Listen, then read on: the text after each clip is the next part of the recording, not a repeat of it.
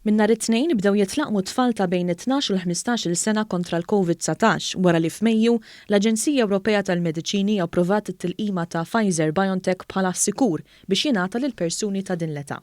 Ġenituri setgħu jirreġistraw lil uliedhom għat-tilqima mis-16 ta' Ġunju bil-pariri tal-esperti fil-qasam jibqgħu kostanti dik illi ġenituri ilaqmu lil uliedhom kontra il-virus. Fl-Università ta' Malta stajna naraw numru kbir ta' tfal jistennew għat-tilqima mal-ġenituri tagħhom. Uħud xi ftit imbeżza u oħrajn ħerqana biex imislilhom.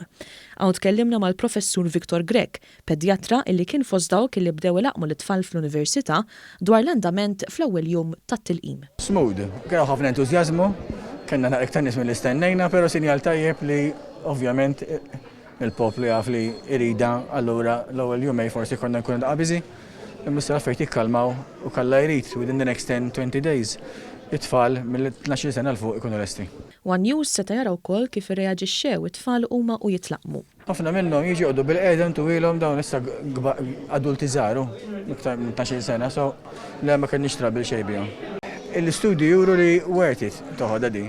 For sure, l-avolja tfal għandhom ċans ħafna inqas li jkollhom problemi bil-COVID bħala mewt jew bħala side effects tal-marda, però xorta worth it iktar tieħu l-vaccine. Fil-waqt li fisser għal darb'oħra l-importanza illi l-ġenituri jirreġistraw lil uliedhom biex jitlaqmu, kellu dan il-messaġġ għal dawk it-tfal li għadhom xi ftit imbeżza mit-tilqima. Hemm xi inkwiet tiġi hawn toħodha ħafna mill-tfal li tajtilhom qalu li ħanoħodha tilhom tajtilkom lesti. Tant drajna nilaqmu issa li ma jħossu xejn. Intant l-Assoċjazzjoni Maltija tal-Pedjatrija appellat lil ġenituri ta' tfal li għandhom bejn 12 u l-15 sena biex jaċċettaw l-istedina tal-awtoritajiet tas-saħħa u jieħdu l-tfal biex jitlaqmu kontra l-COVID-19. Spjegat ukoll illi adolescenti li huma mlaqma kontra l-virus se jipprevenu wkoll l-imxija tal-virus lil qraba, lil sħabhom u nies oħra li huma vulnerabbli għal komplikazzjonijiet assoċjati mal-COVID-19.